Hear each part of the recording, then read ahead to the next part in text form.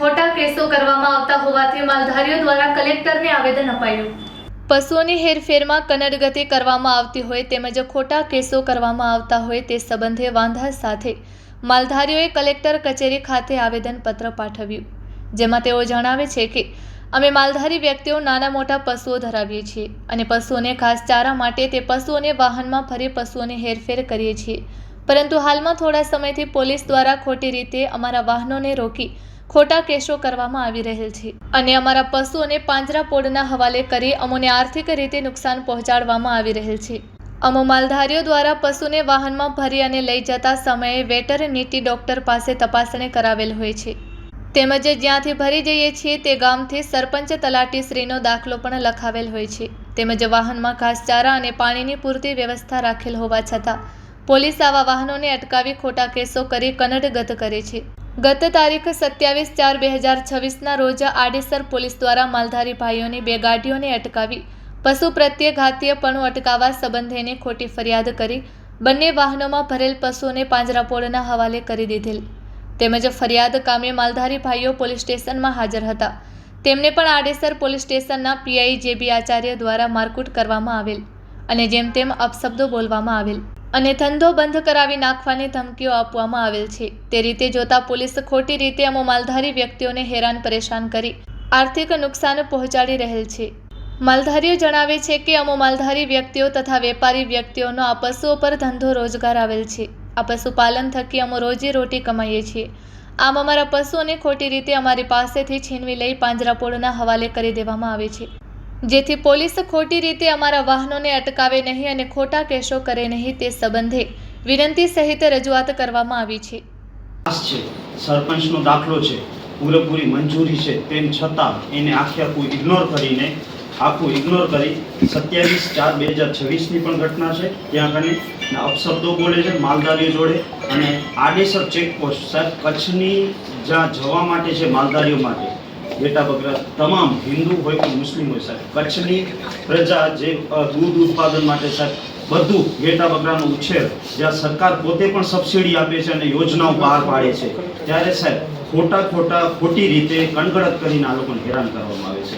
સાહેબ રાપરમાં એવા 2 ચુકાદાઓ છે, જ્યારે કોર્ટે ચુકાદો આપી દીધું છે તેમ છતાં એની અમલવારી નથી થતી, કોર્ટ ઓફ કન્ડમ થઈ રહ્યું છે, ત્યાં કરીને સાહેબ કોઈ પણ જાતની અમલવારી પણ નથી થતી, એટલે પાંજરાપોળમાં ચાલ્યા જાય સાહેબ, એટલે પછી એ મુશ્કેલ થઈ જાય છે।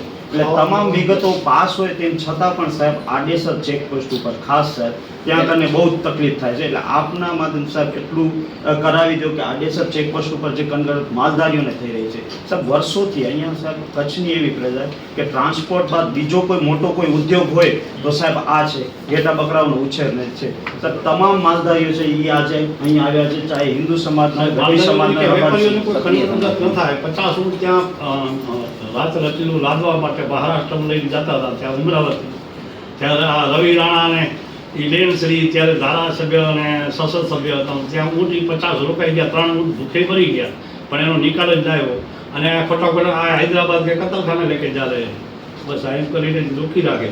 હવે એ ગરીબ માણસો છે, માલધારી વર્ગ એવો વર્ગ છે સાહેબ, એનાથી બીજો કોઈ વિકલ્પ નથી, એ બિચારો અને ઘેટા બકરાનું ભરણ પોષણ કરવાનું, બાલ બચ્ચાનું ભરણ પોષણ। જય માલધારી, મારું નામ રબારી જયસંગભાઈ છે, હું અંજાર તાલુકાનો મોડોદ ગામનો નિવાસી છું, માલધારી વિકાસ સંગઠનનો પ્રમુખ છું અને વિશ્વના 11 દેશોમાં ફર્યો છું આ પર્યાવરણ વિશે। તો મિત્રો, આ અમારા જે માલધારીઓને વેપારી લાઈનના અને જે ટ્રાન્સપોર્ટરોને જે આ અત્યારની જે સરકાર કે ગવર્મેન્ટ જે હેરાન કરે છે, અહીંયાથી નિકાસ થાય માલનો કે એક આયાત થાય, એને ક્યાંય માલધારીને તકલીફ ન હોવી જોઈએ, કોઈ વેપારીને પણ તકલીફ ન હોવી જોઈએ અને ઊંટો પણ અહીંયાથી લઈને જાય છે ત્યારે પણ ત્યાં ત્યાં માલધારીઓ પોતાના સર સામાન અને છોકરાઓ બચ્ચાઓને લાદવા માટે લઈ જાય છે। તે અમરાવતીમાં 52 ઊંટોનું ત્યાં અટક કરી અને કે આ બધા હૈદરાબાદ લઈ જાય છે, ત્યાં રવિ રાણા અને નવનીતબેન પણ રાણા ત્યાં એ સંસદ અને ધારાસભ્ય હતા, એમણે આશરો દીધા પાછળ પણ કોર્ટની અંદર ગયા પાછળ ઝટકા લાગ્યા જ કરે, કાલ આવજો, પરમદી આવજો, એમ કરતાં કરતાં 25 ઊંટ એ જગ્યાએ મરી ગયા. અને કોઈને ખબર જ નથી કે આ ઊંટ માલધારીઓ જે લઈ જાય છે એ બાલ બચ્ચાઓને પોતાનું સરસામાનને રાત રચીલું લાદવા માટે લઈ જાય છે કે ત્યાં કતલખાને લઈ જાય છે, એનો કોઈ એમના કંઈ પુરાવો જ નથી અને એને ખબર જ નથી. પછી અહીંયાથી એક બેન દીકરીને કોઈ 10 ધામણી દેવી હોય ને કોઈ સાધનની અંદર રાખી દઈએ તોય પોલીસવાળા આવીને આડા ફરેક લાવો, આનો લાયસન્સ ને આનો પુરાવો શું છે, ક્યાંથી લઈ આવે, આ ઘરનો માલ છે એના પુરાવા હોય. ખેડૂતમાં ખેતીમાંથી મકાઈ લઈ આવે છે, જુવાર કે ઘઉં કે બાજરો લઈ અને માર્કેટની અંદર એમાં ક્યાંય પ્રૂફ કે પુરાવો માગે છે તો કેના ખેતરને લઈ આવ્યો. તો અમારો નિજી માલ છે, નિજી વ્યવસાય છે અને આજકાલનો વ્યવસાય નથી. અને હિન્દુ કે મુસલમાન એ અમે નથી કરતા. અમે તો ગૌના પણ રક્ષક છું, ગાયને અમે પાડીએ છીએ, ભેંસોને અમે પાડીએ, ઊંટોને અમે પાડીએ, ઘેટા બકરા અને કૂતરા સહિત અમારા ઊંટો ઉપર તમે બધા નજરે જ જુઓ છો, ઉપર લટકતા જાય. અને અહીંયાથી મહારાષ્ટ્ર, મધ્યપ્રદેશ, આંધ્રા, ઓડિશા અને ઠેઠ બિહાર સુધી ઘેટા બકરાવાળા હિજરત કરે છે અને માઇગ્રેશન કરે છે. રાજસ્થાનના રબારીઓ પોતાનો એ બધો કબીલો લઈ અને નીકળ્યા, જીવદયાવાળા ત્યાંથી આખી અને ઠેઠ અહીંયા આડીસર લઈ આવ્યા. કીધું આને કેમ ભાઈ તમે રોકો છો? તો કે આ બધા પાકિસ્તાનમાં જાય, પાકિસ્તાનમાં ચકલું નહીં જાય શકતું ને આ બધો કબીલો લઈને પાકિસ્તાનમાં ક્યાં જાય છે? રસવત ખાવા માટે જીવદયાવાળા હોય કે ભલે બજરંગ દળવાળા હોય કે હિન્દુ હોય કે ગમે તે હોય, પણ જે આ રિશ્વતખોરી કરે અને ખોટા માલધારીઓને હેરાન કરે, વેપારીઓને હેરાન કરી અને કટકી કરવાની કોશિશ કરે એને એ ખુલ્લા પડે અને આ સેન કરશે ને. આ જો માલધારીઓ રોડ ઉપર આવી ગયા ને ત્યારે સરકારને પણ ભારી પડશે. અમે પણ મત દઈએ છીએ, હું પણ ભાજપમાં છું, એવું નથી કે હું કોંગ્રેસવાળો છું, પણ સત્ય હકીકત એ છે કે આ બધા પસીનો પાડી અને કમાઈ ખાવાવાળા છે, આ લૂંટવાવાળા કે આ ચોર નથી બધા. અને આ કાંઈ પાકિસ્તાન કે વિદેશથી નથી આવ્યા, બધા પરંપરાથી હજારો સાલથી અમારા વડીલો અહીંયા વ્યવસાય કરે છે અને અમારા બાલ બચ્ચા કરે. કેમ કે અમારો અભણ સમાજ છે, એને કોઈ કાયદાની ઘણી જાણકારી નથી. ક્યાંય ઊંટ લઈ જાય, ક્યાંય ઘેટું બકરું લઈ જાય, ક્યાંય ઘોડું લઈ જાય, ક્યાંય બળદ લઈ જાય, તો એનું બધું પ્રૂફ માગે, એ પ્રૂફ ક્યાંથી કાઢો? એટલે આ બધા હેરાન કરવાવાળા જ છે આ. અને જીવદયાવાળા રહ્યા ને એ કહેવાના જ છે. માજનની અંદર કે પાંજરાપોળની અંદર જાઓ એ ભૂખે મરી અને હળીને મરી જાય છે. આ તો બધા પસીનો પાડી અને વગડામાં ફેરવે છે, એને ટાઈમ ઉપર પાણી પાય, સારું ઘાસ. અને આપણા કચ્છની અંદર તો આ કચ્છનો આ જો એશિયાનો પહેલો નંબર બની વિસ્તાર આવે એની અંદર આપણા કચ્છની અંદર તો પશુપાલન વ્યવસાય મથે જ આજ દુનિયા બધી ટકી રહી છે. એમાં માલધારી એક નહીં, માલધારી હિન્દુ હોય, મુસલમાન હોય કે રબારી હોય કે ભરવાડ હોય કે ચારણ કે ગઢવી, આ બધાનો એ જ વ્યવસાય છે. અને પશુ પ્રેમી કેટલા છે એ અમને અમારા જીવથી પણ વાલા છે. હું પોતે પર્યાવરણ વિશે ડેનમાર્કના કોપનહેગનમાં 192 દેશોનું કોન્ફરન્સ હતું, ત્યાં પર્યાવરણ વિશે ત્યાં ગયો હતો. ત્યાં Barack Obama, Hilary Clinton, Manmohan Singh બધા ત્યાં હાજર હતા. પણ પર્યાવરણ અહીંયાથી ન સુધરે, પર્યાવરણ તો આ માલધારીઓ જ સુધારે છે. સાંભળ્યો?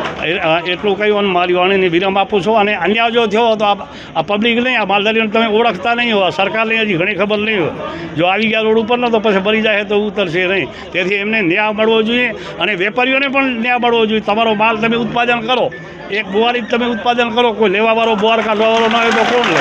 આજરોજ માલધારી સંગઠનો દ્વારા જે કનગડત ખોટી રીતે કરવામાં આવી રહી છે, ચાહે આડેસર ચેકપોસ્ટ હોય કે કચ્છના અનેક જિલ્લાઓમાં જેવી રીતે આવી રીતે જે કનગડત કરવામાં આવી રહી છે તેના વિરુદ્ધમાં આજરોજ કલેક્ટર કચેરીએ અમે આવેદનપત્ર આપ્યું છે. અને જો આડેસર ચેકપોસ્ટ હોય કે ત્યાં કને ખોટી કનગડત કરવામાં આવી રહી છે, જ્યારે પૂરતા કાગળ હોય, પૂરતા પાસ હોય, તેમ છતાં પણ સરપંચના દાખલો હોય તેમ છતાં પણ ખોટી કનગડત થઈ રહી છે, ત્યારે માલધારી સંગઠનોનો જુસ્સો અને આક્રોશ આજરોજ કલેક્ટર કચેરીએ દેખાયું છે.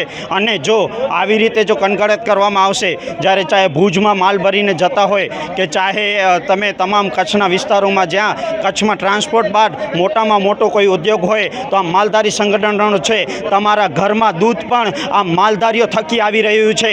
તમે જે દિવાળીના તહેવાર હોય કે ઈદના તહેવાર હોય, જ્યારે મીઠાઈઓ પણ આપણે આપીએ છીએ ઉપલા અધિકારીઓને, આ પણ આ માલધારીઓની દેન છે. એટલે આપણને આ ભૂલવું ન જોઈએ કે આ માલધારીઓ જે સવારના 3 વાગે ઉઠે છે, સવારના 4 વાગે ઉઠે છે, તો તમારા ઘરમાં દૂધ આવે છે તો આ માલધારીઓ થકી આવે છે. તો આપણે આ માલધારીઓને કોઈ રીતે કનગડત ન થાય. આ જે બાબત બની છે એ એકલા માલધારીઓના નથી, આ કચ્છમાં વસતા તમામ લોકો અને ભારત દેશમાં વસતા તમામ લોકો માટે છે કે જો માલધારીઓ રસ્તા ઉપર ઉતરી જશે, માલધારીઓ પોતાનો માલ લઈને ઉતરી જશે, તો આપણા છોકરાઓ જે આપણા જે પરિવાર છે એ દૂધ માટે પણ તરસતા થઈ જશે. અને પછી જજો તમે અમૂલ અમૂલ પાસે જ્યારે 2 રૂપિયા ને 5 રૂપિયાનો વધારો થતો હોય, આ તો આપણે આશીર્વાદ રૂપ કહેવાય માલધારીઓ જે કચ્છમાં છે આપણી પાસે, અને દિવસ રાત મહેનત કરી રહ્યા છે. સવારના 3 વાગે ઉઠે, 4 વાગે ઉઠે, પોતાના ઊંઠોને લઈ અને પોતાના પરિવારોને લઈ અને ગામોના ગામ ફરે છે. એટલી કે આ માલધારીઓને તમે કહો છો જે જાનવરનો ગૌરક્ષક માટે પણ આ લોકો દયા કરી રહ્યા છે.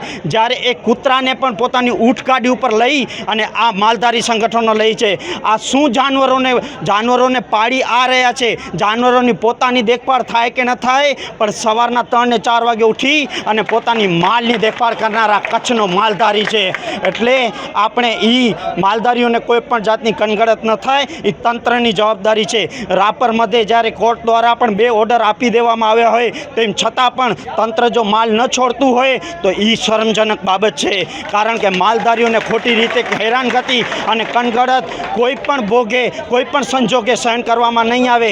અને હું અહીંથી ખાસ આડેસર ચેકપોસ્ટના PIDB આચાર્યને કહીશ, જો માલધારી સંગઠનોને ખોટી કનગડત કરવામાં આવશે કે તેમના 12 માલ છે કે 15 માલને તમે પકડો છો, તો કચ્છમાં વસતા તમામ માલધારીઓ પોતાના માલ શીખે આડેસર ચેકપોસ્ટ પર આવશે અને તમે પણ તૈયારી મૂકજો તમામ માલને પકડવાની.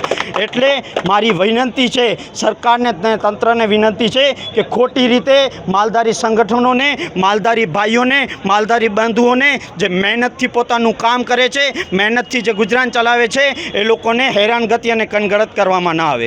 મારું નામ ઇકબાલ દેવ છે, હું ઉપાધ્યક્ષ વીમારવી છું. અને આજે અમે રજૂઆત કરવા ગયા હતા માલધારી વતી, અને માલધારીઓને વારંવાર હેરાન કરવામાં આવી રહ્યા છે. સાહેબ, વર્ષોથી માલધારી સમાજ છે, માલ ચલાવી રહ્યો છે અને વર્ષોથી પોતાના માલનું જેવી રીતના હિફાજત કરવી જોઈએ હિફાજત કરી રહ્યો છે. તે છતાંય આડેસર ચેકપોસ્ટ ઉપર વારંવાર તેઓ માલધારી સમાજને હેરાન કરવામાં આવી રહ્યા છે. નીતિ નિયમોના નામે, જ્યારે જોકે તમામ નીતિ નિયમો કાયદે અનુસાર તમામ બિચારા માલધારીઓ પોતાના માલવાહક લઈને આવે છે, ત્યાં પરમિશન લેવી હોય, પાણીની સુવિધાઓ, તમામ સુવિધાઓ એ ગાડીમાં હોય છે.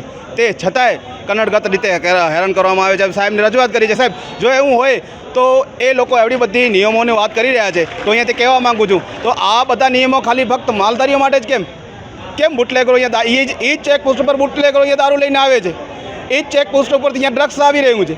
તો આવા લોકો ઉપર કાર્યવાહી કરો, આવા લોકો સામે કાર્યવાહી કરો. ને આવો તમે આ જે માલધારીઓ છે જેના ઉપર તમે ખાખીનો વર્દીનો રોપ જમાવી રહ્યા છો, તેમને કદાચ તમે એ લોકોને જ્ઞાન નથી તો તેને સમજાવો કે કેવી રીતના કઈ આનામાં ખામી છે. તમે માલ લઈ આવી રહ્યા છો તો તેનામાં શું ખામી રહી જાય છે, શું નીતિ નિયમો નથી. અમે સાહેબને પણ વાત કરી છે ને એમાં 2 એવા કેસો થયા છે જેમાં લાકડીયામાં અગાઉ માલ પકડાણો હતો, ત્યારે કોર્ટનો ઓર્ડર છે કે તે માલવાહકને જે ગાડીઓ છે એ ગાડી સાથે જે માલ છે માલને છોડવામાં આવે. તે છતાંય કોર્ટ ઓફ ખંડમ થઈ રહ્યું છે. એવા અધિકારીઓ છે જે કાયદાનું રક્ષણ કરે છે, પણ કાયદાઓ જે કોર્ટે જે ઓર્ડર આપ્યો છે તેને નથી માનતા, પાંજરાપોરમાં પડ્યું છે. એટલે ખોટી રીતના હેરાન કરવામાં, તો મતલબ આ લોકો રોડ રસ્તે આવી શકે છે, કાયદાના દાયરામાં જઈ શકે છે, બધું કરી શકે, તે છતાંય હવે એ લોકોને માલ ના આપવું હોય તો એ ક્યાં રસ્તે જશે. તો એટલા માટે આજે અમે ચીમકી સ્વરૂપે વાત કરી છે કે જો આનું નિરાકરણ ટૂંક સમયમાં નહીં આવે તો જે લોકો 45-50 ડિગ્રીમાં પોતાનો માલ લઈ અને તડકામાં જઈ શકતા હોય તો પોતાના હક અધિકારો માટે ડામર રોડ રસ્તા ઉપર બેસી હશે. તેની તમામ જવાબદારી છે વહીવટી તંત્રની રહેશે.